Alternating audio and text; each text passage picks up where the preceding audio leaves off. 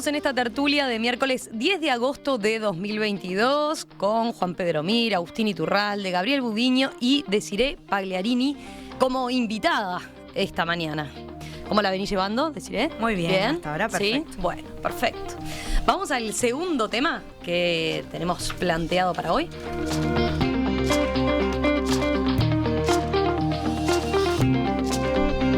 La Oficina de las Naciones Unidas en Uruguay pidió ayer salvaguardar la independencia formal y funcional de la Institución Nacional de Derechos Humanos, cuyo Consejo Directivo será renovado mañana jueves en una sesión de la Asamblea General. En un comunicado divulgado ayer, la ONU expresó que a nivel internacional, la Institución Nacional de Derechos Humanos es considerada como una institución de referencia. Por dicho motivo, el proceso de selección y nombramiento del Consejo Directivo para el periodo 2022-2027 reviste una gran importancia. La ONU recordó que la normativa nacional establece que la experiencia y la notoria versación en materia de derechos humanos o una alta autoridad moral son requisitos para integrar este tipo de instituciones. Además, expresó que confía en el proceso de selección garantice los estándares internacionales que establece la preservación de la independencia formal y funcional del organismo. Recordemos, el lunes de la semana pasada la Asamblea General debía designar a los nuevos 5 directores de la institución entre una nómina de 24 candidatos. Pero 2 votaciones sucesivas estuvieron lejos de reunir la mayoría especial de 2/3 necesaria en aquella primera instancia para formalizar los nombramientos. Como no hubo acuerdo entre oficialismo y oposición sobre la nómina final, los nuevos directores serán elegidos en una nueva sesión de la Asamblea General, convocada para mañana jueves, cuando la decisión ya podrá adoptarse por una mayoría simple. Bueno, a ver, les planteo, ¿por qué este tema de la integración del Consejo Directivo es tan relevante? ¿O por qué debemos prestarle atención a este tema? ¿Saben por qué se los pregunto? Porque cuando hicimos notas al respecto, no hubo un particular enganche de la audiencia. No obstante, después cuando hablamos de estos temas y cuando estos temas se polarizan por pronunciamientos distintos de la institución, ahí sí empezamos a darle otra relevancia quizás. ¿Ustedes por qué defienden la elección primero de este tema? A ver. No, Gabriel. A ver, estamos hablando de un instituto cuyo fin es proteger los derechos humanos. Si eso no es importante, tenemos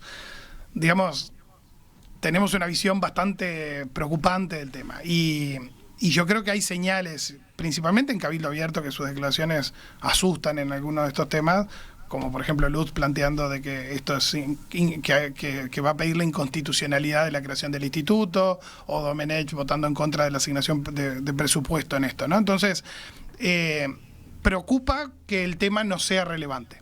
Segundo, que es clave de que este tipo de institutos tenga una independencia y una independencia política, digamos, ¿sí? Obviamente a las estructuras democráticas nos cuesta mucho crear instituciones por fuera del sistema político, ¿no? Que por ejemplo, en algunos casos de las estructuras de gobierno de Estados Unidos tienen esa particularidad, ¿no? Agencias que son bastante independientes, en algunos casos, como creo que conocidos por el tema de la CIA, cosas por el estilo, que son tan independientes que a veces preocupan, ¿no? De la falta de control democrático. Pero crear instituciones que puedan funcionar con independencia del sistema político partidario, digamos, y que tengan como objetivo proteger derechos fundamentales, es clave.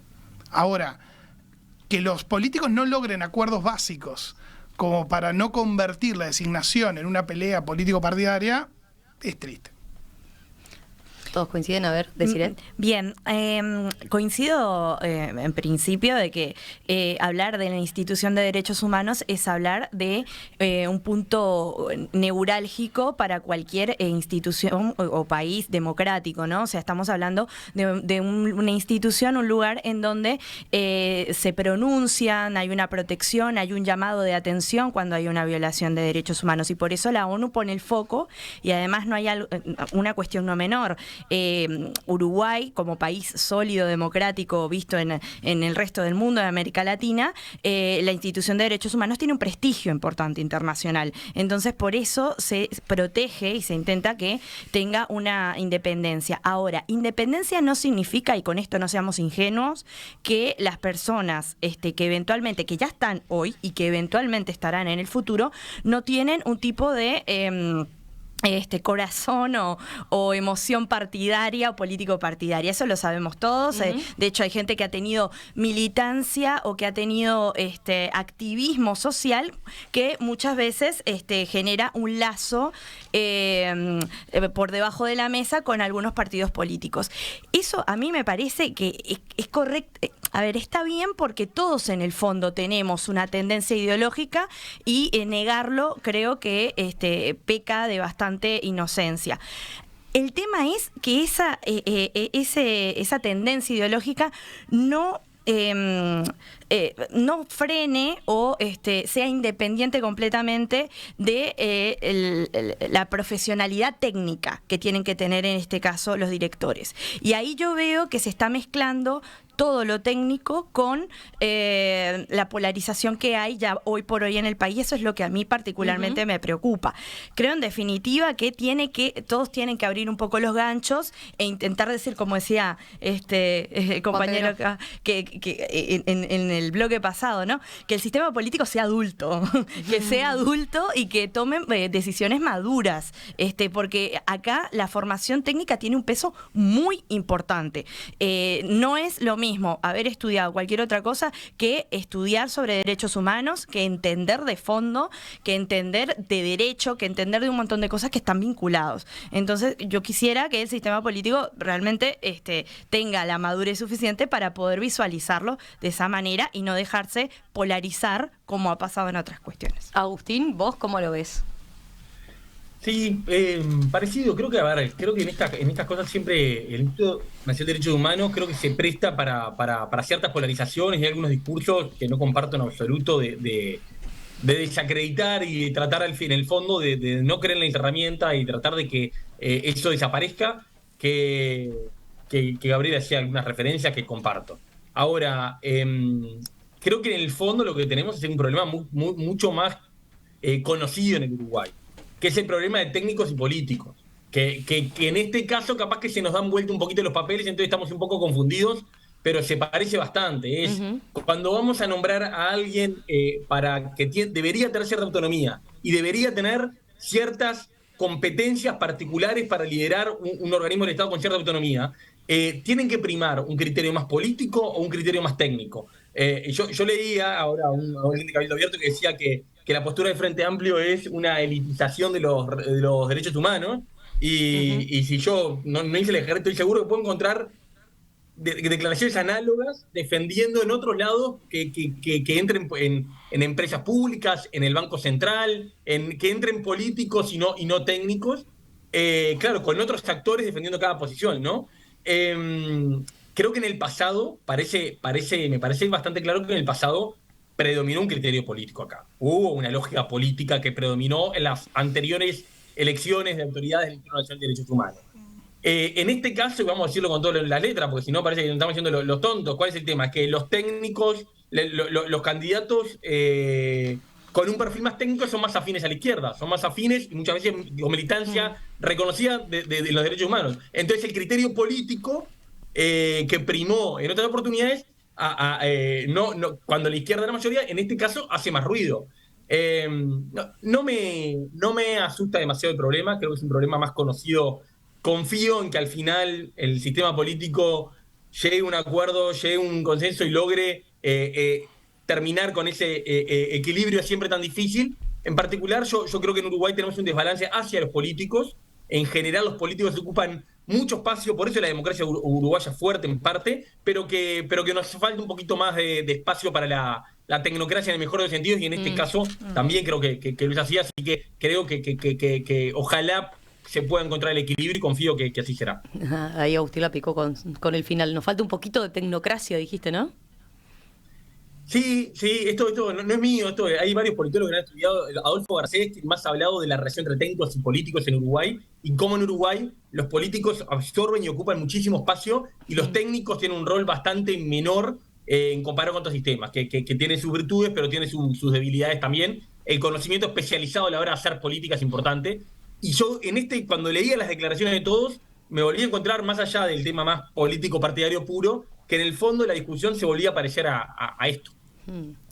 ¿Vos, Juan Pedro, coincidís con Agustín? Sí, esencialmente sí. Sí, esencialmente sí. Creo que yo complemento con dos cosas. Primer elemento, me parece que la Institución Nacional de Derechos Humanos es una construcción necesaria, fundamental y necesaria en el presente y necesaria de seguir construyendo en ese proceso. Entonces, cuando uno escucha argumentos de eliminarlo, de sacar el presupuesto, de que es nimio, muestra una ignorancia absoluta de por dónde va el mundo hoy, no de ahora, sino desde la Segunda Guerra Mundial para acá, donde el valor de los derechos humanos y de instituciones independientes a nivel nacional e internacional son fundamentales en países pequeños como el nuestro, en todos los países, pero en países pequeños como el nuestro, con grandes debilidades estructurales. Entonces, la Institución Nacional de Derechos Humanos hay que conservarla y hay que mantenerla. Y hay que profundizarla, no solamente en lo que hace una experticia específica que tiene que ver con las violaciones de los derechos humanos y la continuidad de la búsqueda de los desaparecidos, que tiene que ver con la última dictadura, sino en la visión amplia de derechos humanos, de la niñez, de la tercera edad, del medio ambiente. En esa visión, no reducirlo a un elemento fundamental, por supuesto, que es la continuidad de el seguir investigando sobre los delitos de lesa humanidad, que no prescriben, no han prescrito ni prescribirán, sino también sobre el conjunto amplio de derechos humanos. Y lo otro, uno ve en este punto, porque acá, como dirían, entre fantasmas no nos vamos a pisar la sábana, las designaciones políticas son ahora, pero fueron antes también. Entonces, en eso le doy la derecha a Agustín, creo que no es nuevo y nadie se puede llamar a engaño. Pero uno desearía que ese proceso que estamos viviendo, agudizado en el último Parlamento, donde los espacios no de medio de centro político, pero sino los espacios de negociación se han agotado o no existen. Entonces no hay referentes o no hay posibilidades de poder generar una agenda común de consenso y terminan ganando los extremos. Y ese es un problema. Los extremos de un lado y del otro. Entonces, yo creo que ese volver a encontrar un espacio republicano donde los actores de los distintos partidos encuentran una agenda, no pueden encontrar 4 o 5 técnicos en los cuales se pueda confiar políticamente, y si habrá en Uruguay, si habrá del punto de vista legal, del punto de vista educativo, del punto de vista económico, del punto de vista ético, referentes nacionales para poder...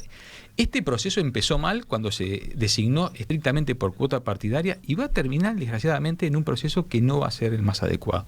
Pero creo que uno de los problemas es ese triunfo de los extremos que anula a ese Uruguay no del centro político, pero sí de un centro de diálogo que cada día está más acotado. Sí, ahí Desiree planteaba algo parecido, ¿no? Por la polarización. Juan Pedro dice lo de la desaparición con peso político, decís, de ese centro que sí. Donde vale la pena negociar. Estaba mirando, hay varios mensajes interesantes de los oyentes sobre este punto, a ver si ahora perdí alguno, pero dice...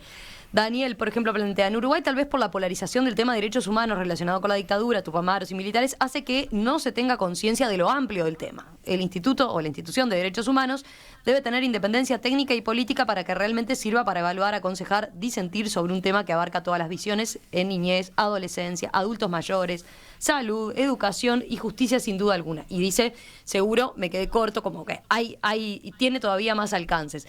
Hay otros que apuntan, bueno, capaz que la poca relevancia que le damos en general los uruguayos a este tema tiene que ver con que los informes de la Institución Nacional de Derechos Humanos no son vinculantes.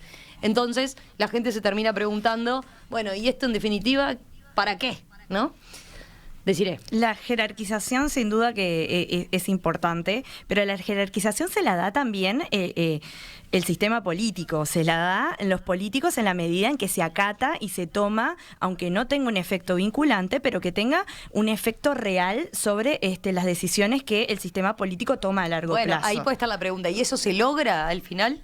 Bien, porque siempre queda la discusión política, ¿no? Muy encendida en ese momento.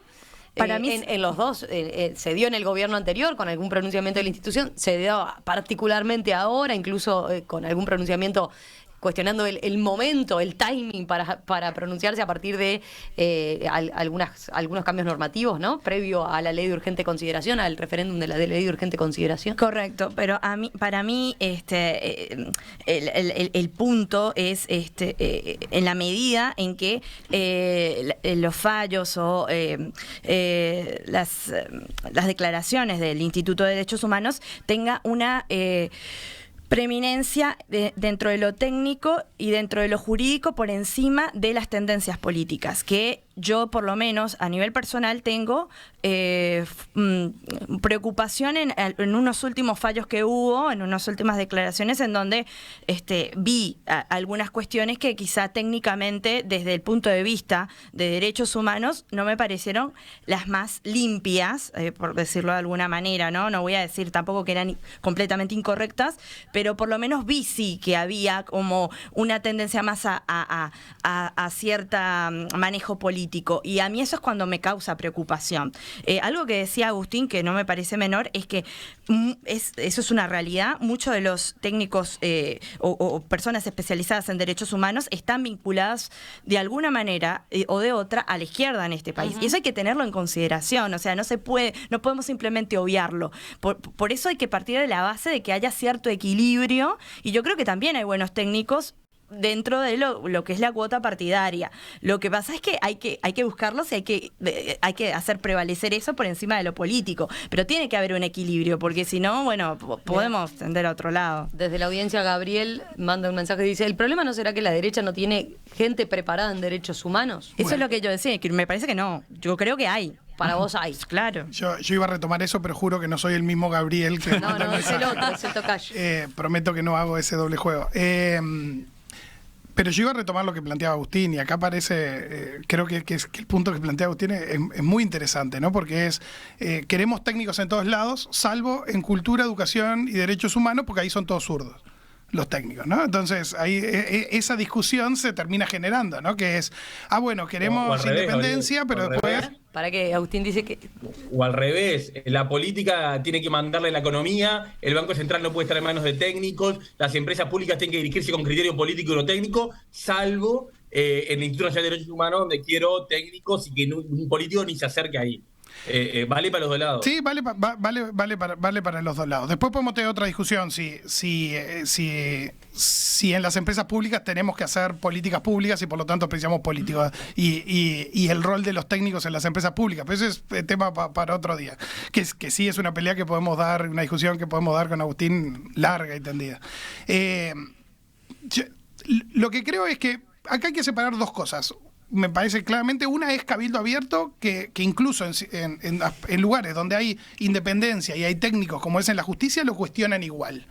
Por lo tanto, la actitud de cabildo abierto en todos estos temas generalmente es más que discutible, ¿no? Es decir, porque han cuestionado a cosas que en Uruguay generalmente no las cuestionamos en cuanto a su independencia, como es el caso de la justicia y las garantías que da la justicia en este país.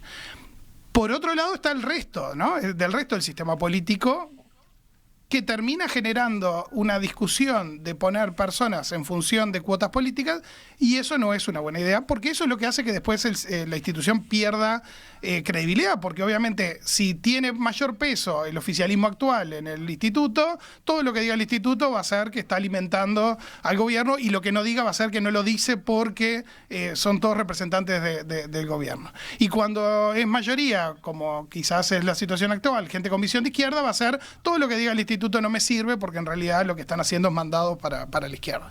Y ese yo creo que es el problema de fondo, ¿no? Y vuelvo a lo que mencionaban al comienzo, ¿no? Mis compañeros de mesa presencial, que es la madurez del sistema político para decir, che, con esto no estropiemos esto. Es decir, esto dejémoslo quieto, que busquemos expertos. Y vuelvo a los temas de educación y cultura, ¿no? Yo creo que la derecha en este país lo que tiene que asumir es que tiene que conquistar espacios, y vale también para derechos humanos. Si vos querés tener representantes técnicos en instituciones de derechos humanos, y vas a tener que lograr tener gente que de verdad trabaje esos temas, que de verdad esté envuelta, para que tengas lindos representantes que no sean discutibles. Yo creo que en la lista que se ha manejado hay algunas personas propuestas por el oficialismo que hay técnicos relevantes. Claro. Entonces, yo creo que el camino para los partidos que gobiernan debería ser tener buenos cuadros para ponerlos ahí, y que esto no se desvirtúe después en cuotas políticas. Agustín, ¿cómo ves eso que decía Gabriel? No, estoy bastante de acuerdo. Yo creo que uno mira las dos listas, mucha gente no la conozco, pero otra sí. Creo que hay como dos riesgos que para mí aparecen. Uno, el que marcaba Gabriel de querer al final vaciar de sentido el Instituto Nacional de Derechos Humanos, poner gente que no entiende nada del tema o que vaciarlo de sentido. Es una forma de, bueno, no lo puedo cerrar, lo vacío de sentido poniendo gente que no tiene nada que hacer ahí. Ese es un riesgo que aparece claro en algunos nombres. Ahora, otro riesgo que también me surge claramente es de algunos partidos, de algunas organizaciones, de volver cualquier ámbito una frontera más de resistencia al gobierno. Y de poner en el Instituto Nacional de Derechos Humanos gente que predomina, y acá no es que no tengan camiseta partidaria, porque todos en este país, todos votamos a alguien, todos tenemos. El tema es qué predomina, ¿no? ¿Cuál criterio predomina? ¿Si el criterio técnico, para seguir con la palabra, o el criterio político partidario? Y también, a mí, para algunos de los nombres que veo en la lista de las organizaciones sociales, son gente que uno lo mira en sus redes sociales y permanentemente su línea discursiva es confrontar y desgastar con el gobierno nacional. No creo que tampoco sea el estilo que deba tomar el derechos humanos, y no dudo que para algunas organizaciones y personas de este país la lógica con la que están trabajando es que cualquier espacio es un lugar más de resistencia y que quieren, y si pueden, van a convertir el Instituto de Derechos Humanos en eso. Entonces, yo veo como esas dos tentaciones ahí, pero reitero, confío también en las dos listas, como decía Gabriel. Creo que hay gente reconocida, destacada, y que más allá de la camiseta que tenga, puede hacer muy bien el trabajo. Y bueno, confío en que al final se pueda sacar esto adelante con madurez.